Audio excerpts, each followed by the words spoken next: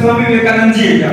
उन्होंने बड़ा विवेक के साथ कहा, हाँ जी मैं ही स्वामी विवेकानंद जी हूँ। तो उन्होंने कहा आप किसका इंतजार कर रहे हैं? तो स्वामी जी ने शालीनता के साथ कहा कि मैं कुछ नहीं, मेरी नाव आने है, उस नाव का मैं वेट कर रहा हूँ। तो साधु जी ने कहा कि आप ऐसे नाव का वेट कब तक करेंगे? आप आराम से, आपके पास नदी पार कीजिए, देखो मैं आपको नदी पार करके दिखाता हूँ, समुद्र पार करके दिखाता हूँ। तो उन्होंने साधु जी चले, पानी के ऊपर से चलते गए, आपके पास चल के उस किनारे पहुंच गए, वापस आ गए। तब आपके पास साधु जी ने कहा देखिए मेरे पास शक्तियां नहीं, इतना ज्ञान नहीं है, फिर भी मेरे पास जानते कुछ भी नहीं है, लेकिन आपके पास इतनी शक्तियां हैं और कुछ फिर भी आप लोग इतना जानते हैं। तो साधु जी ने कहा कि बताओ आपने ये जो विद्या है ये कितने समय में सीखी है? तो उन्होंने साधु जी ने कहा कि 15 वर्ष में। इसी समय उन्होंने उनकी नाव आ जाती है और नाव में बैठ के साधु जी और आपके पास विवेकानंद जी उस किनारे पहुंच जाते हैं। विवेकानंद जी ने हमारे पास से उस नाविक को 1 रुपए निकाल कर दिया, यानी 50-50 में से 2 रुपए। तो जैसे ही आपके पास वहां पहुंचे, उन्होंने फिर से कहा कि आपने ये 15 साल लगाए हैं ना इस विद्या को सीखने, वो अगर आप लोग इस तरह से जो नाव पार 50 पैसे में कर लेते तो आप उस 15 साल को अगर देश के स्थान में, देश के आपके पास सेवा में लगाते तो ये देश कहीं ना कहीं और ही पहुंच सकता था।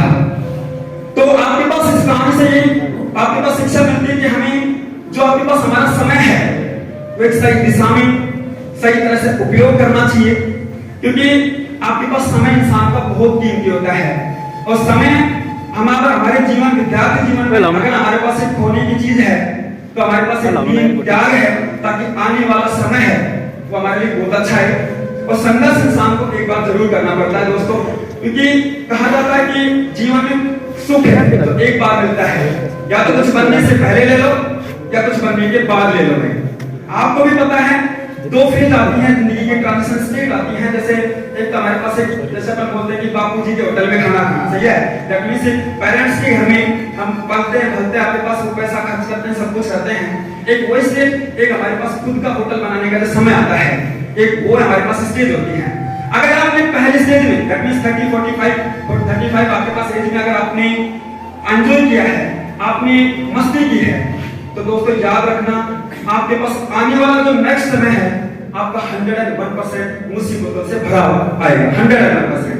अगर आपने समय को, आपने पहले समय में आपने संघर्ष किया है, थोड़ी मेहनत की है, पेरेंट्स की एक्सपेक्टेशंस को समझ के अगर आपने कुछ आपके पास अपने आप को त्यागा है, थोड़ा बहुत भी आपने मेहनत की है, तो आने वाला समय हमारे लिए बहुत ही महत्वपूर्ण और इम्पोर्टेंट आएगा भाई, सही है। इसलिए मैं कहता हूँ कि समय की हमें कीमत समझनी चाहिए।